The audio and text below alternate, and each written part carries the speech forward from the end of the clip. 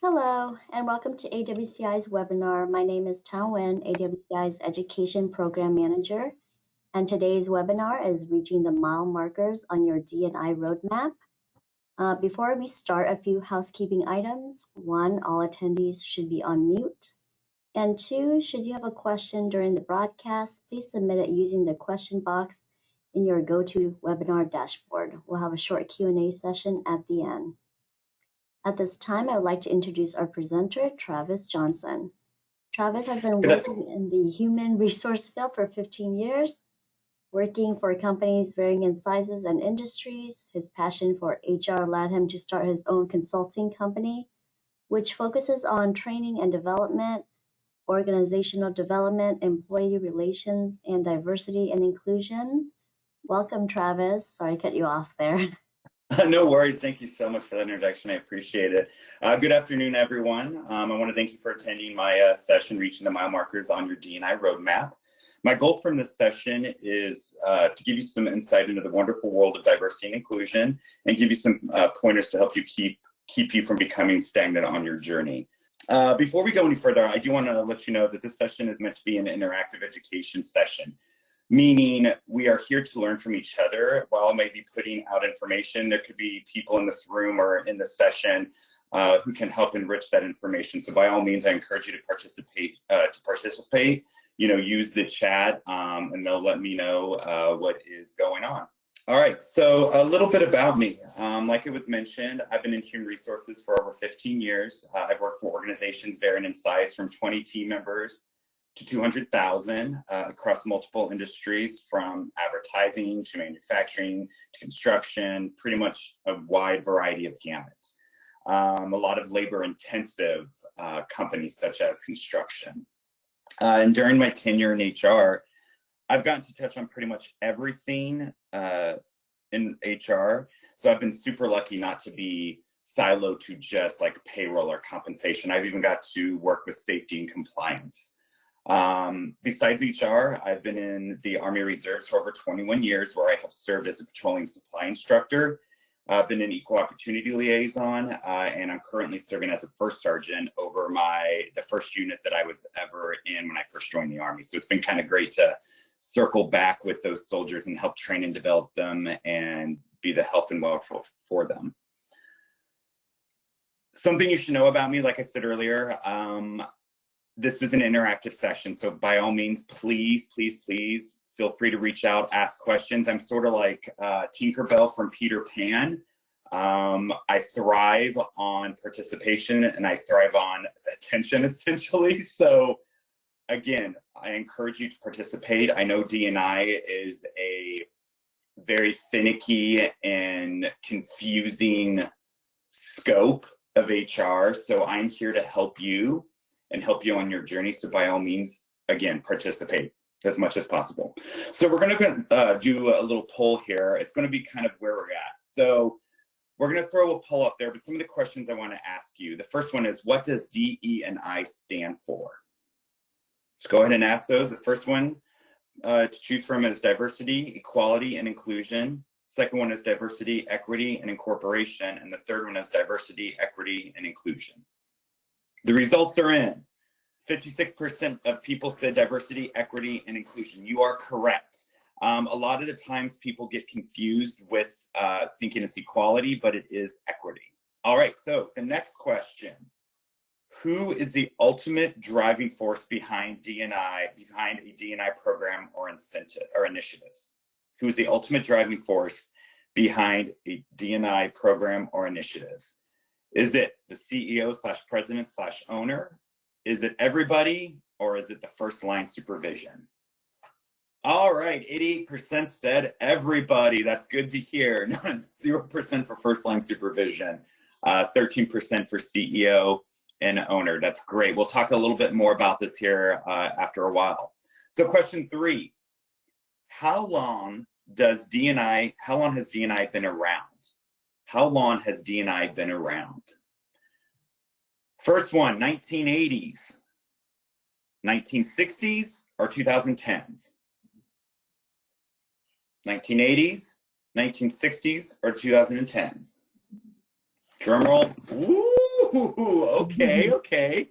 I like to see no one zero for 1980s, which is kind of funny because that's when HR really had really took off, and it was, known as personnel. But we are going to talk about 1960, 2010. So 50-50. Okay, we'll get more into that here in a bit. All right, and then the last question: what is an ERG? What is an ERG? Okay, Travis, we can circle back to that in a little bit. Okay, will do. All right, so let's talk about this. What is D, E, and I? Oh, and look, and B. All right, so diversity, it's the makeup of people of different ages, cultures, physical disabilities, abilities, religions, genders, sexual orientations, and so forth. And equity, the fair treatment, access, and advancement for each person in an organization. Inclusion is a set of behaviors, culture, that enables all employees to feel comfortable and participate in the work environment. And then belonging is this kind of brand new theme that has kind of taken off. And that is the sense of being accepted by their colleagues and the organization as a whole. So when you look at diversity, you kind of think of that as the who. And then when you think of equity, think of it as the why. And when it comes to inclusion, think of that as the how. And like I said, when it comes to belonging, that is a brand new thing it's been about the last couple of years that it is taken off. And while it is kind of the newfangled title of the overall ideology of it, I'm going to stick to D&I, diversity and inclusion, as we go through this presentation. It's most commonly called DE&I, but the term inclusion can encompass both equity and belonging. So again, as we go forward through this presentation, you're going to see me refer to D&I. When it comes to diversity and inclusion, a successful program encompasses what I call the 3 E's of D&I, which are engage, educate, and execute. These 3 E's act as pillars that support your D&I program. They can also be viewed as mile markers on your D&I journey, which we will be discussing today. You may have noticed a few slides ago, the background of where we are at slide has an image of a mile marker, 0. That's because assessing our D&I knowledge is a starting point. From there, as you hit your 3 E's, you're reaching another mile marker. Not only do I want to talk about your organization's D&I journey, but I also want to add some contextual values as we discuss the 3 E's of D&I today. This context will help your D&I journey. You will see as we talk about the 3 E's, they overlap with each other. Each one is not siloed or compartmentalized. Also, the 3 E's can pertain to an overall D&I program or individual D&I initiatives. So if you're creating an overall program, if you're at that point and you're ready to execute that or to make that happen, you can look at the 3 E's of D&I in that scope. Or if you're saying, hey, you know what, Travis, we're going to try some little things here and there, some little initiatives here and here, maybe during the month of May, which is Mental Health Awareness Month, or, middle of September to middle of October, which is Hispanic Heritage Month. We're just going to try these little initiatives. The 3 E's can pertain to that as well. So with that, let's get started on our journey. So the first mile marker, engage. As you can see, this mile marker is on a desert road. When it comes to engaging team members with D&I initiatives, it can be like this road. Not to scare you, but getting others to buy into D&I can be a journey in itself. Before you can educate, then execute your D&I programs or initiatives, you need to be able to make sure people are willing to engage. When it comes to the engage and educate, the next mile marker, these can be back to back, as when you engage, you're concerned with needing a D&I in your organization. Inevitably, they're going to want to know why. So this may seem like the road is short between engage and educate. So again, engage and educate mile markers, they can be synonymous with each other. They can be literally a sprint from each other. They can overlap because they do go hand in hand. So when you start your journey, if you are on engage and all of a sudden you're at educate, don't flip out, take a breather. It is normal. It happens. Additionally, during the educate part, you're painting the picture of the D&I program or initiatives. So who's engaged? When it comes to assigning who's responsible for diversity and inclusion initiatives in the organization, the responsibility often falls on human resources, and depending on the size of your organization, can actually be a D&I person. So inevitably, everything that's always related to the welfare of people always fall on HR. And while it's not a bad thing for D&I to be housed in a particular department or to a particular person, collective ownership of diversity and inclusion is important. It creates a "this belongs to all of us" mindset.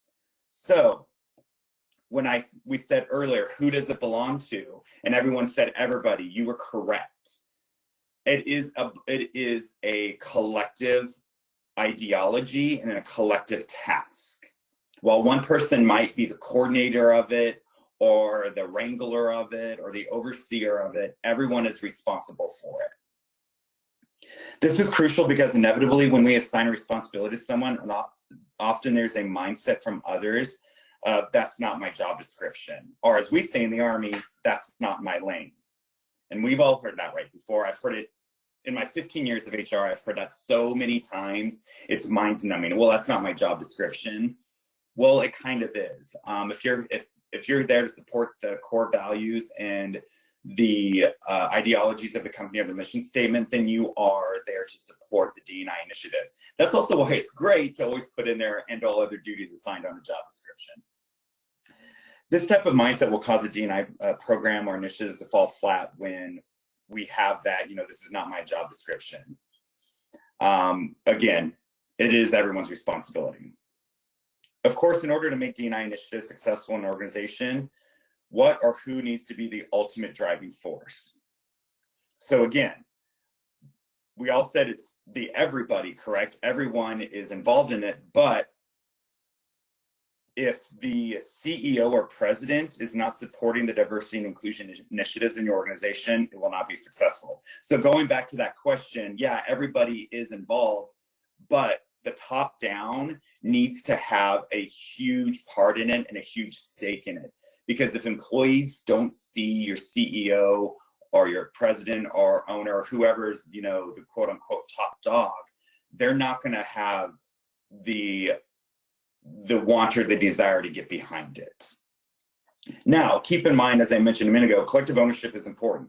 So engagement for D&I also comes from the bottom up. This is crucial as well. But engagement from top down is just as important. So they go hand in hand. Again, if employees aren't seeing the top dog having buy-in or like pushing it or saying, hey, this is great, we need to be behind this, then the bottom up is not going to do it as well.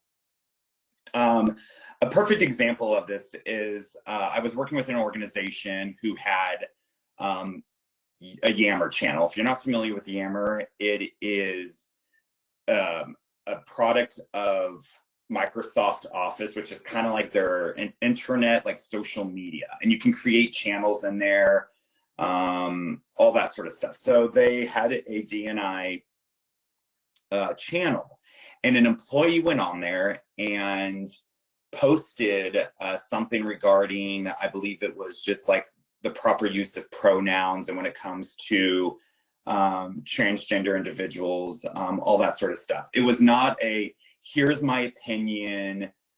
It was like a "hey, I'm throwing this up here on the D&I channel just for your situational awareness." There was no political backing to it, no personal agenda, no soapbox, nothing. It was just literally, this is for you to know or for you to read up on. And the CEO of the company saw that and was like, that needs to come down, and was very much like, hey, this is going to stir the pot. And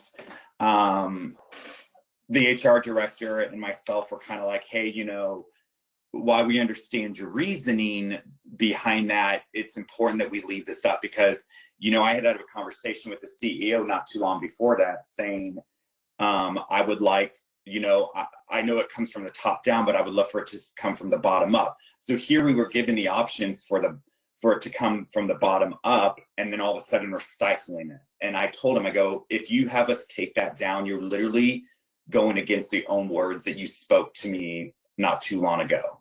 Ultimately, the post stayed up, But that simple little thing of saying, take it down, that would have definitely rattled the organization, especially if people found out it was the higher ups in the organization that, for lack of better terms, censored it. Because then it's like, how can you sit there and say we have a D&I program if you at the top are censoring things? So again, from the top down and the bottom up, they play in together and they both support each other. Once you have that buy-in and that push from the top down, the bottom up is going to see that and they're going to say, hey, the big wigs or the top dogs, like they really do care about these initiatives and I want to get behind it as well. So how to engage? You understand there's a need for diversity and inclusion initiatives within your organization. Now you just have to engage with those who will be willing to be the driving force behind it. When doing this, take it in stride because there will be resistance as many people see D&I as a quote unquote, just another check the box. They can't see the big picture, and which will cause you to kind of get very, very downtrodden and kind of frustrated. But again, remember, your next step is once you get them engaged, you're going to then educate, which is the next mile marker. So when you get ready to sit down and have the D&I talk with others, remember a few things. Pull company data, pull reports from your human resources information systems, if you have them, to learn the makeup of your workforce. This will allow data points when showing concern for D&I. So ethnic background or this particular race. And here's where we're missing the mark on trying to appeal to these other ones. So it's a great thing to have. This is also, you might already have this data at your fingertips because depending on the size of your company, you have to file what's called an EEO-1 report with the Equal Employment Opportunity Commission every year, showing like what your trades are, how many males to females, how many, Hispanic or white or Black or African American people are in those particular positions, whether they be skilled trades, professional, administrative, all that sort of stuff. Include the organization's mission and or vision statements, core values, etc. If your organization speaks about diversity and inclusion in any of these, it would behoove them to have a D&I program or initiatives in place. Many candidates will research prior to interviewing and ask about this, which we will talk about shortly. That is a huge thing. So again, if it's in there, don't just have your core values and your mission statement thrown up on the wall. I've seen this in companies before where it's like, hey, here's our core values. And I'm like, but you're not living your core values. The amount of effort that you put into ordering those posters, you should have been using that effort and that energy to actually live those core values because people see those. And then show compassion, not conviction. When trying to get others engaged in D&I program or initiatives, passion shows sincerity, while conviction can lead to aggression, such as by doing this is how it betters the organization and our team members versus if we don't do this, will be the result, right? More of a proactive approach than a reactive approach. Passion is key. Conviction, again, will lead to aggression and it turns people off very, very quickly. Educate.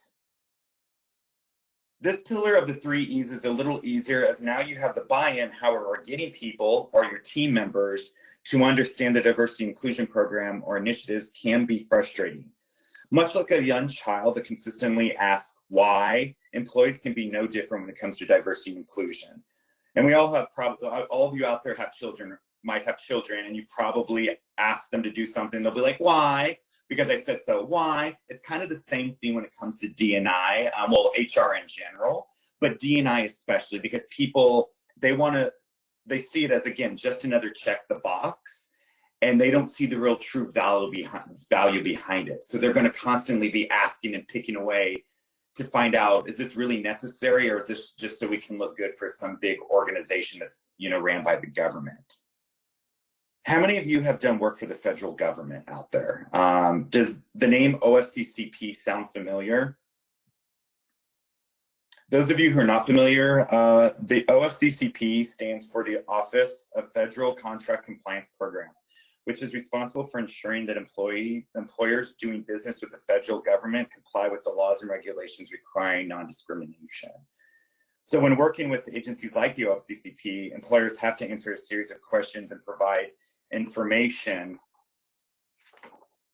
or documentation that their company is making an effort to diversify the workforce. So again, when you are a company that is working with the OFCCP, you're going to feel like you are truly doing a check the box thing, because they have documentation and questions saying, how do you diversify your workforce? What are your efforts? Do you have a task force? Do you have a board? Do you have a group of individuals, a particular individual? What is the CEO's stance on it? So it will feel like a check the box. And it can seem very daunting. And then part of the OFCCP documentation is creating an affirmative action plan, which outlines the steps a company has taken and will take to ensure equal opportunity employment. So again, you know, what career fairs are you going to? Are these career fairs that you're going to in, you know, certain areas that have a higher ethnic or race background?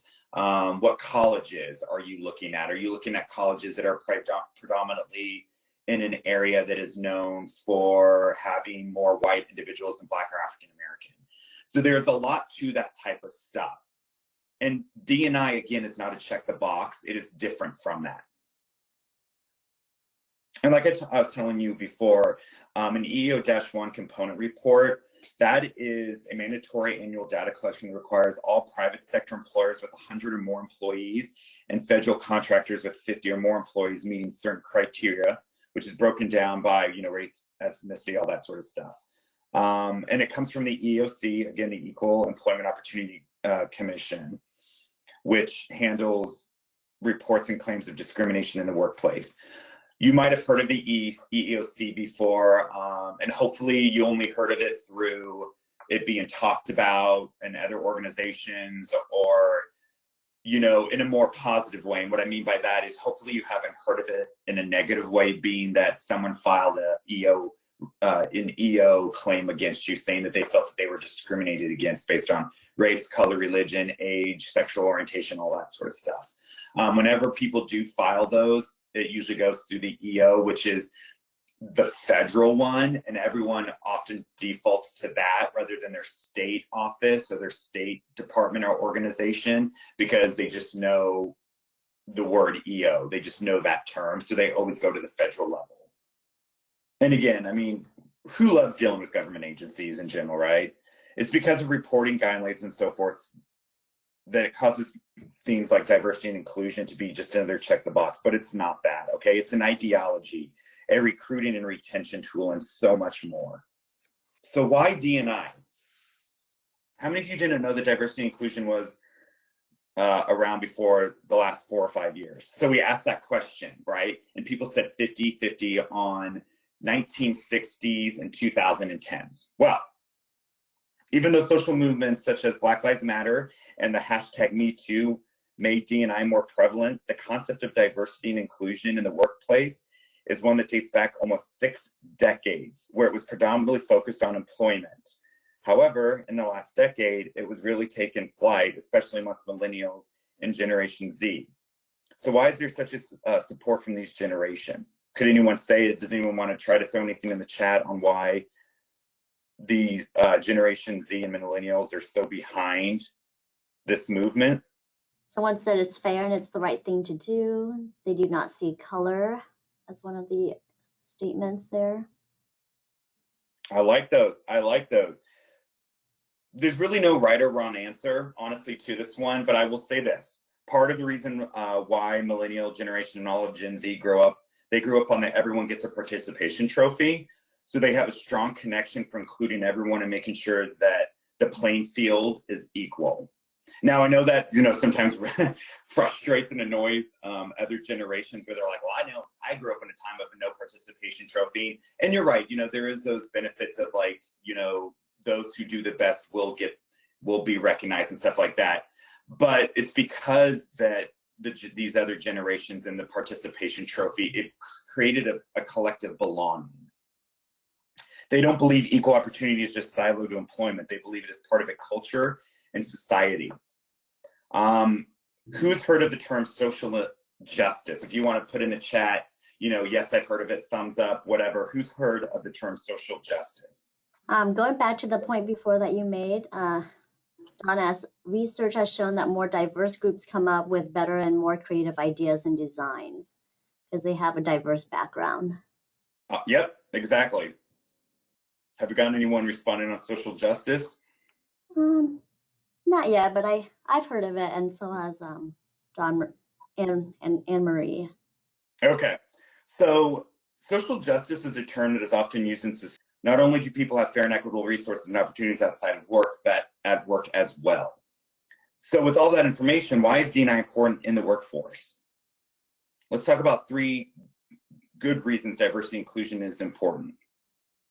For starters, it's great for recruitment and retention. In the 2018 Gallup poll, younger generations who grew up in a world that was far more diverse than previous generations listed as one of their top 3 things they expect from workplace are leaders who support a diverse and inclusive workplace. And in a recent Monster survey, 83% of Gen Z candidates said that a company's commitment to diversity and inclusion is important when choosing an employer. And why is this important? Because according to workplace.com article from May 2022, millennials make up 35% of the workforce, with Gen Z at 5%, which is 40% of the workforce. However, in 3 more years, 2025, millennials will be around 40% and Gen Z will jump up to 20%. So in the next 2 to 3 years, the younger generations are expected to increase by a combined 15% in the workforce. This is especially vital considering trade professions are back on the rise. Furthermore, 65% of employees who experience inclusive behaviors said that they would leave. Furthermore, 65% of employees who experience exclusive behavior said they would leave or seriously consider leaving if they found a different job. So if they feel like they're being excluded in their workforce at their company and another opportunity happens to come by, they will take it. Or if they feel like they're being excluded at their current employer, they will actively look for other places that push and support an inclusive and diverse workforce. Besides recruitment and retention, having diversity and inclusion initiatives is great for business. According to a 2018 McKinsey study, companies in the top quartile for gender diversity are 21% more likely to have financial returns above a national industry means. And companies in the top quartile for racial and ethnic diversity are 33% more likely to have financial returns above a national industry medians. And a 2015 Deloitte study showed that diverse companies had 2.3 times higher cash flow per employee over a 3-year period than non-diverse companies did.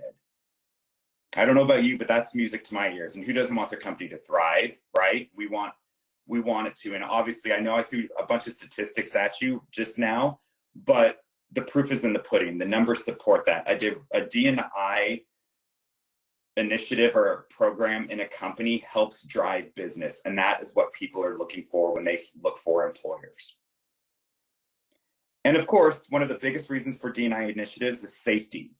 In the construction industry, safety is key as it drives so many factors such as production, revenue, etc. Obviously if someone gets hurt, that causes your mod to go up, that's lost time, that causes you to possibly be short on having people to get the work done on time, or if you're having to you have to now recruit, which, then you're having to have turnover, in your numbers for recruitment. So it drives a lot of parts to it.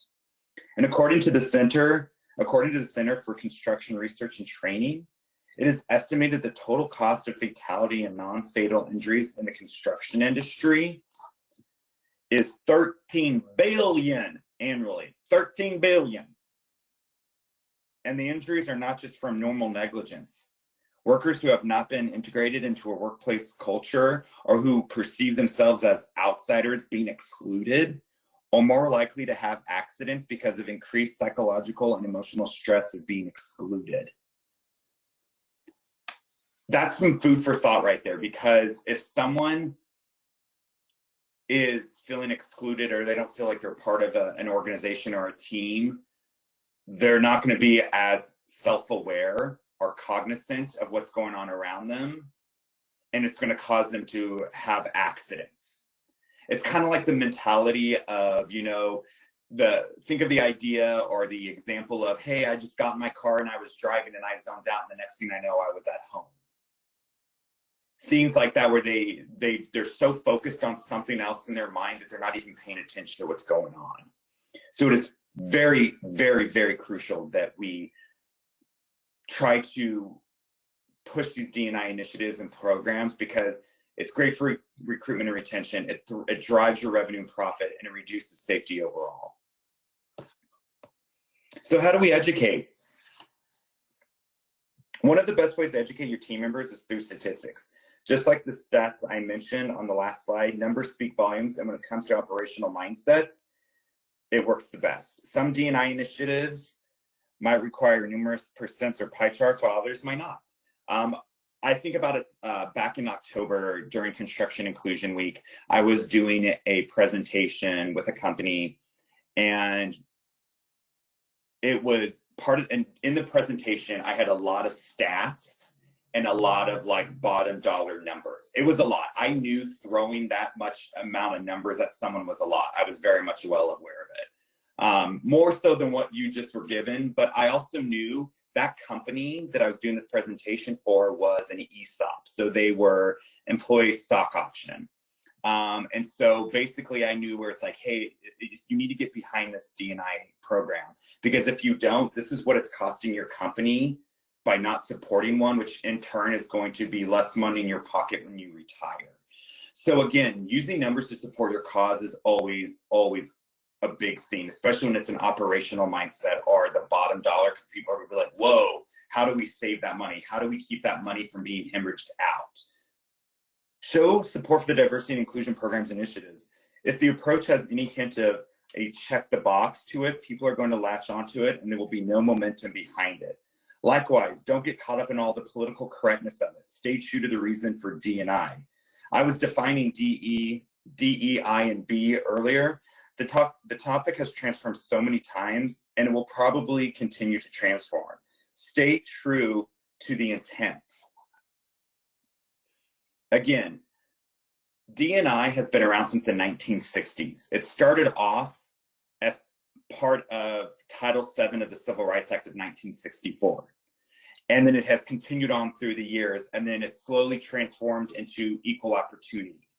And then in the 2010s, it transformed again due to all of this social injustice that was going on in the world. So people said, hey, you know what? This doesn't just pertain to equal opportunity in employment. This goes equal opportunity across the human race. And so from there, it changed again, and it was D&I. And then it became DE&I. And then, like I said earlier, in the last couple of years, really in the last year, belonging has gotten thrown in there, and it keeps changing. And I've seen organizations, oh, well, they've added another letter. We better change the title of our program or the title of our, department that oversees this to include that. No, don't get caught up in that. Stay true to it. That's why I say I always default to just D&I, because inclusion pulls in the belonging part and diversity pulls in the equity part. So they really kind of create this umbrella that the others fall under. Another way to educate, call on your subject matter experts, your SMEs, for guidance or help. You're not going to know everything when it comes to D&I. You can do the research and go from there, or you can reach out to someone who understands, knows it, who lives it, and let them offer guidance or input. I'm one of those people. I love D&I. I love HR. I'm super passionate about it. There's sadly some people, there are those crazy people like me out there who love like human resources. Using those type of people to help you creates cohesion, and it also allows for individuals to have more skin in the game. So myself, like part of my consulting is I do D&I programs with organizations, but I don't come in here and set it up and say, okay, here you go. I come in here and I work with the organizations and I help build this program tailored to their company and help educate those individuals and help get them, you know, get their skin in the game so they understand it and support it. And then ask for suggestions or feedback. Surveying the company is a great way to find what team members want to see with D&I initiatives. One of the organizations I worked with on D&I, we did the ERGs, which stands for Employee Resource Groups. And we would roll them out strategically. We would sit there and throw them out there. Like a good example is during Hispanic Heritage Month. We would send out a theme via Yammer and via email saying, hey, you know, while this is Hispanic Heritage Month, we also want to sit there and throw the idea out of having a Hispanic ERG. And we asked them a bunch of different questions like, would this interest you? Do you think it's beneficial to the organization? What would you like to see if one was created? Would you be willing to like coordinate it or, you know, be the one to drive it? And we put it out there, and it was great because it allowed for people to provide feedback and show that we were letting them have input in it, as opposed to us saying, hey, we have this ERG, we need people to run it, make it happen. We got people involved. Asking for feedback on what is going right and what needs improvement is a great way to see if you are missing the mark and how to adjust your sites to hit the target. Remember to not take the feedback personally rather than get upset by someone's 2 cents. Engage in conversation with them and ask them for their clarity or suggestions. I know organizations hate 360 assessments or engagement feedbacks because they want to know what they need to improve on, but they don't want to like open that Pandora's box. Again, if you are going to engage in a survey for feedback, you are opening that box, and be prepared to have honest, good feedback.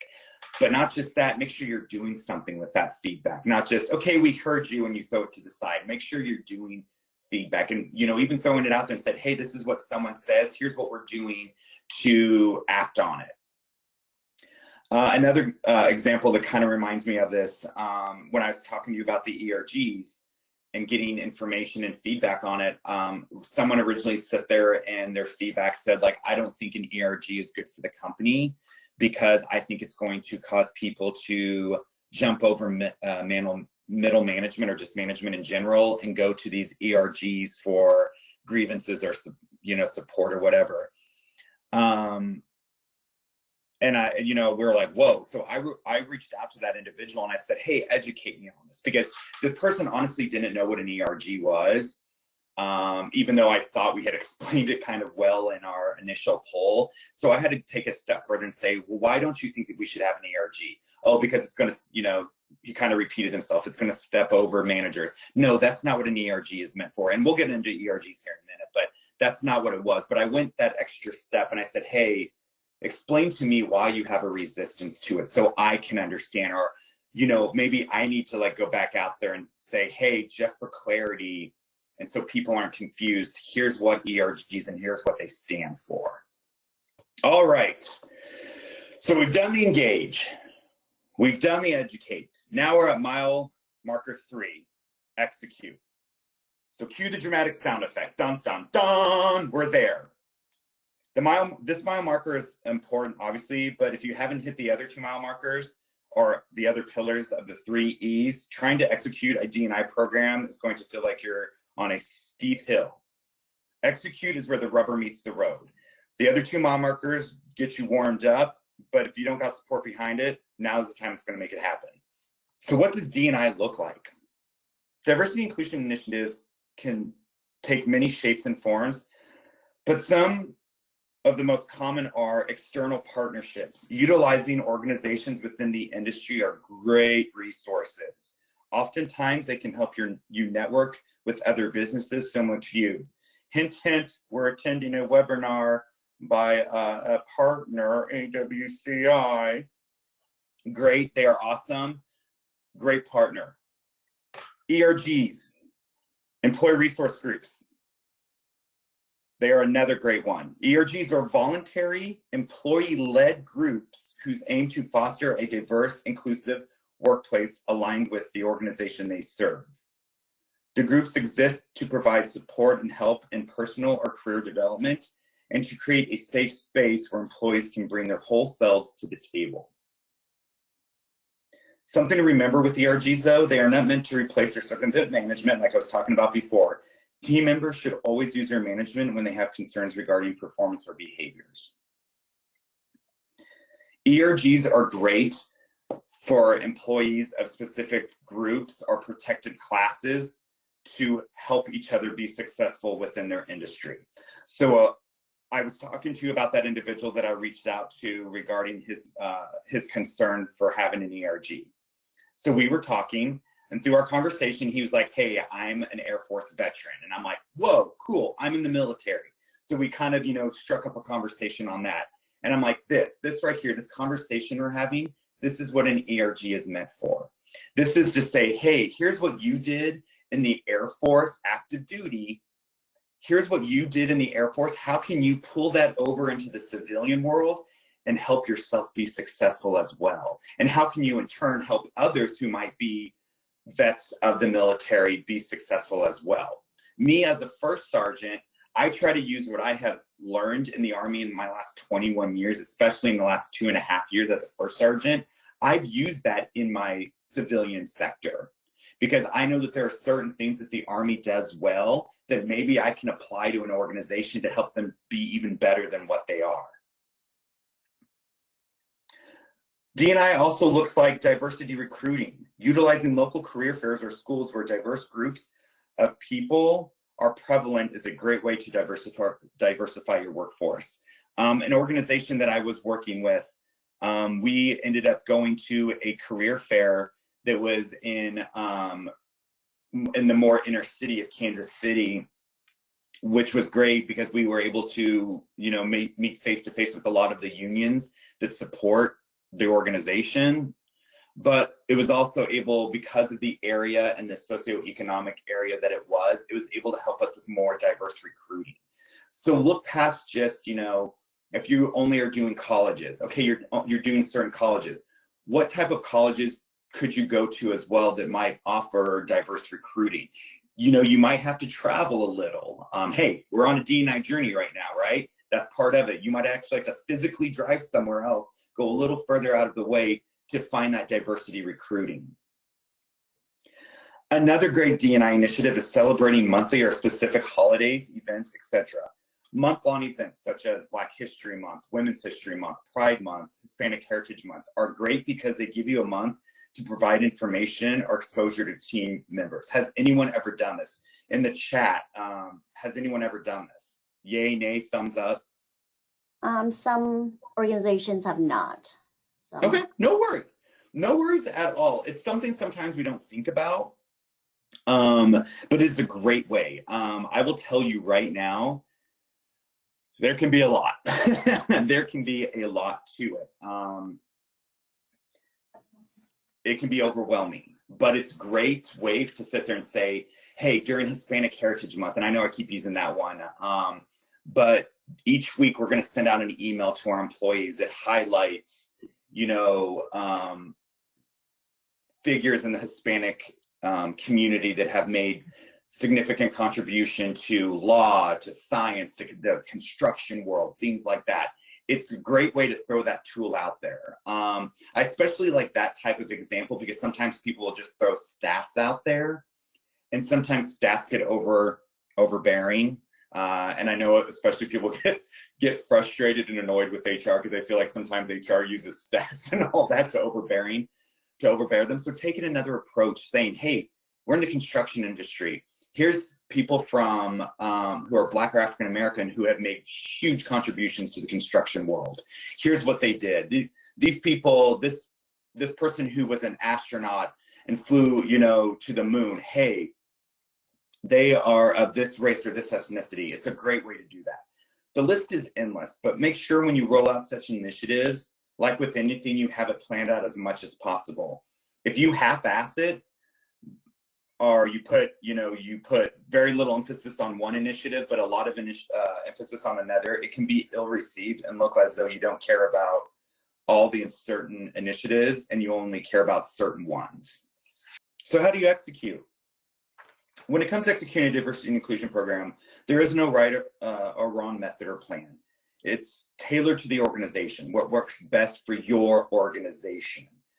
If you're a mom and pop operation, you're probably not going to have the same breadth of range for D&I as an organization with over 3,000 employees. Don't try to keep up with the Joneses. I can't emphasize this enough.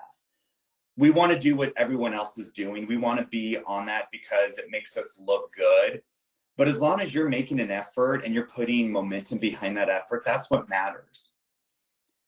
Again, trying to keep up with the Joneses, this will just lead to disappointment and burnout because, again, you might have an organization of over 3,000 employees. They've got the money, they've got the resources. You're trying to stretch a budget for D&I and you're overworking yourself. You're putting in a hellacious amount of hours and it just burns you out and you're like, God, I hate D&I, blah, I don't want to do this.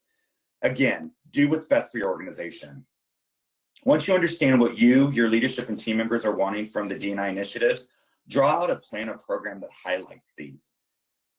Again, make sure these initiatives or programs fit your organization and are tangible. I cannot emphasize that enough. I've seen people get burned out because they have tried to go big or go home or do this grand theme right out the gate, and it's just blown up in their face because they didn't have enough support behind it, both intentional and physically. There's a lot of opportunities to celebrate, so make sure you just don't overload yourself. When relaying D&I initiatives to your team members, make sure you are clear in your message. A lot of the time, D&I initiatives are brand new to people, so sometimes you have to break it down Barney style. Again, when I reached out to that individual, asking him, hey, why do you not think an ERG is important? And he said, hey, this is why. Oh, okay.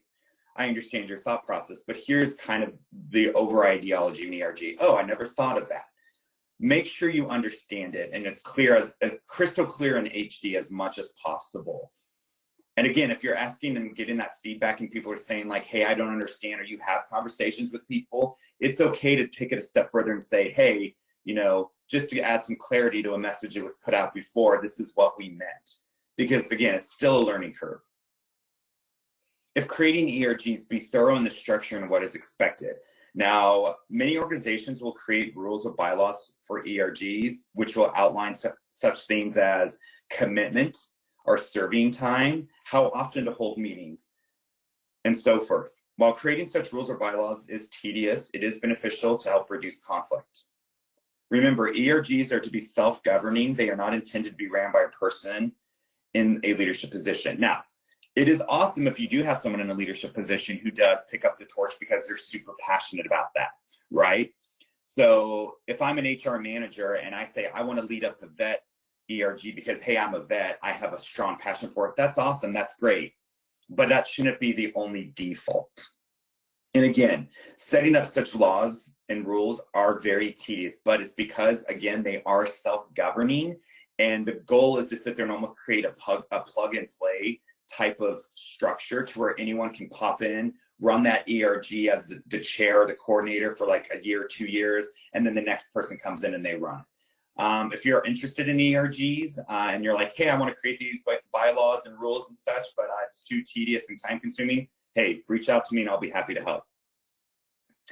When celebrating diversity and inclusion opportunities, make sure you are punctual when celebrating.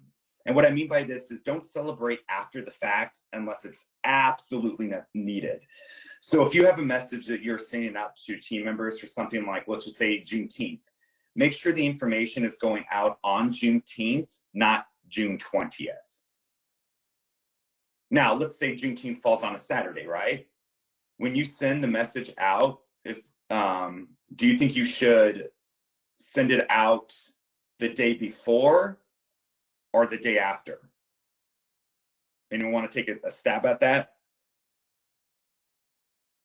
So like, let's say Juneteenth is on a Saturday, right? And your operations don't happen on a weekend. Would you want to send it out on June 18th or would you want to wait till Monday? Anyone want to say, like, fall on that sword? I would say the 18th. 18th? Okay, absolutely. By delaying the celebration, it could be perceived that the particular initiative was not considered important or was an afterthought. Like, oops, we forgot Juneteenth was on Saturday. So prepare to send it out that day before the Friday, the June 18th. And a simple little message like, hey, while we might not be operating tomorrow, don't forget it's Juneteenth. Here's some ways you can celebrate. Again, making sure it is that you are behind it and you actually show genuine interest for it. And then change it up. Like I mentioned before, there are a lot of D&I initiatives out there to celebrate. And while you might want to be gung-ho and try to knock them all out, trying to hit every initiative can be exhausting and oversaturation for the organization. So pick ones that you feel are tangible, that you can get behind and actually be able to celebrate them and draw attention to. And then those that you can't highlight, save them till next year, right? 365 days to celebrate them, right? And I say 360 because you might want to have a plan in place, before you actually celebrate them. But you can hold them off. And a perfect example of this is Pride Month is June. There's also Transgender Day of Visibility, National Pronoun Day, National Bisexual Day Awareness, and those are scattered throughout the year. My thought is, hey, for the month of June, for Pride Month, we're going to celebrate Pride as a whole, but I'm also going to say to people, hey, don't forget these days throughout the rest of the year are days of celebration for these specific causes. Sometimes you can lump them up. National Equal Pay Day is in March. It's like March 15th, I believe. But there's other ones that are scattered in the fall in like September, October, November. Using that time in March 15th to say, hey, here's a national one that's the umbrella, but here's everything that falls into the umbrella that are out the rest of the year. By changing it up, you give a fresh approach to the program and initiatives. And something else that you need to be cognizant of is when you're planning your D&I program, you should be looking at the initiatives or the program of 1 to 2 years out, like what you're going to do. And then anywhere from 60 to 90 days out, you should already be planning that event that's coming up. Waiting well within 30 days, especially if you have to get buy-in from higher ups, is going to set you up for failure. So again, make sure, I would always say at least a quarter out, look at the next quarter's D&I programs and already be having them worked on or already completed. So as soon as it's time to execute, you can, especially if you have to also give like field managers or anyone's a heads up who are there to like support that initiative or that program, because they're already busy as it is and you don't want to overwhelm them and cause them to get frustrated, because then they're not going to want to support it. One of the common quotes you will hear when it comes to diversity and inclusion is D&I is not a sprint, it's a marathon. Remember this as you develop your D&I program or initiatives. It's easy to get flustered as it takes time to create and implement such a program. Again, if you try to keep up with the Joneses, it will lead to disappointment and burnout. Just like a marathon, at times you will be moving with greater momentum, and at times you'll be moving at a slower pace. And just like a marathon, you might have to stop and take a break, splash some water on yourself, which is okay. Many times people will try to keep up. We'll try to keep moving forward to keep the momentum going, even if there is no support for D&I program, whether it be from leaders or team members or a combination. Sometimes you have to stop, take a breather, and regroup. It's kind of like trying to have a lawnmower go that doesn't have fuel going to the engine, which I'm not lying. I use this example because I did it yesterday. I didn't realize the fuel switch was off, and I'm trying to mow when there's like no fuel properly going through the line, and it caused my lawnmower to stall out. It's okay to slow down and to group. It's all right. Sometimes you need to do that because then it gives you enough momentum to go forward. But know this for sure. Unlike a marathon, you won't be left aching afterwards. You might be physically exhausted at times if you're like super overloading with D&I stuff. But if you're planning it out properly, you won't be.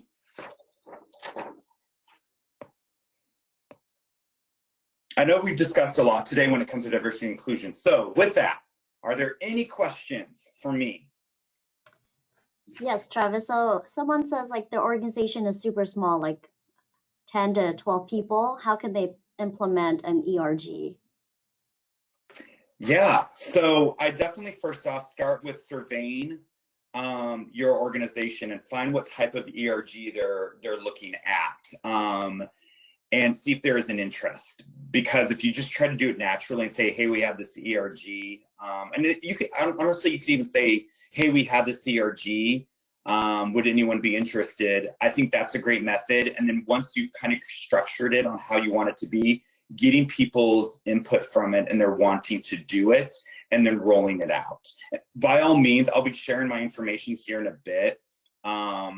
You can reach out to me and we can talk one-on-one a little bit more about it, to give you some pointers, because again, it's all about first you want to get the buy-in and then from there roll it out. And then how difficult is it to implement an ERG when we have so many coworkers or teleworking or working online? Yeah, so honestly, I'm going to say it is equal to that of having everyone in one central location. Honestly, it might even be easier having people who are remote or virtual, because you can go home and have meetings afterwards and do it from remote from home.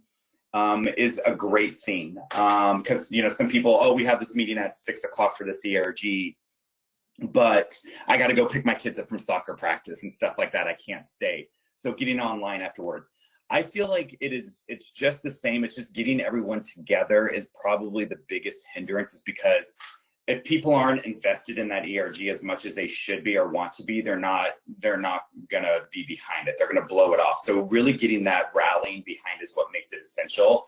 And then from there, planning, you can do it during the day, you can do it in the evening, whatever is best for your organization, and everyone involved. And you can even, dice it up and say, hey, this month our ERG is meeting virtually at 4 p.m. the last hour of the workday, and then next month we're going to do it virtually at 7 p.m. so people can get home and eat dinner while they're attending it. Perfect. One more question. There are so many D&I experts out there. How do we find one that is legitimate and not just self-proclaimed, because there's so much social media and everyone seems to claim that they're an expert on that? Oh my God, I feel like this is almost going to be a bad plug. Reach out to me. It is hard because, yeah, with social media, everyone is able to take the hammer of social justice and slam it down, right? Everyone is a critic. Everyone is, what do they call them? Influencers. Finding someone who has the backing or who has been in, D&I or who has been in HR in general, because I'm telling you, if you've been in HR for a while, we've seen equal opportunity and EEO and stuff like that throughout our entire career. That's the form of D&I it was before the social injustice movement in the last 7 years. So we've seen it some form or fashion, and we've been experts. I definitely say find someone who has that tenure, who has a certification in it. That's a big one too, because they have to actually, it's like getting like an associate's or whatever. Like you have to go and you have to take classes, you have to do projects, and those are led by people who are like true D&I gurus in the realm, and they're great at it. So I'd look at really their credentials and not so much what they post on social media. Stalk them on LinkedIn. That's where you'll find a lot of stuff too. But like that's how you find their background. But really deep dive. It's okay to like research those people, and don't take it all at face value, because sometimes those people with social media are going to get their opinions and their beliefs off what's off of social media and not what is right necessary for the organization or what they've learned or they've become like an expertise in. Great. And last question here. You mentioned before there's so many things to celebrate each month, right? How do you know which initiative to focus on, which one to celebrate for the month? Oh, that is a good question. I would say it is basically get a feel for your organization and what you think would be beneficial for them.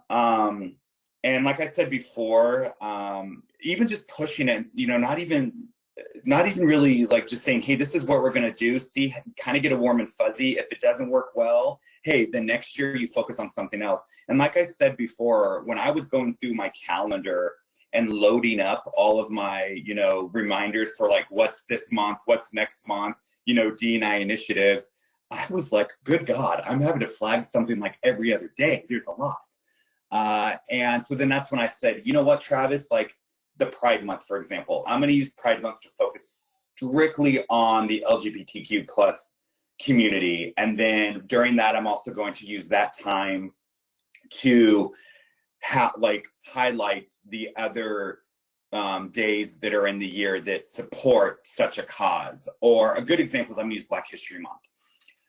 February 1st is National Freedom Day, which is a kickoff to like Black history. So that is a good time to use that day to kick off the month.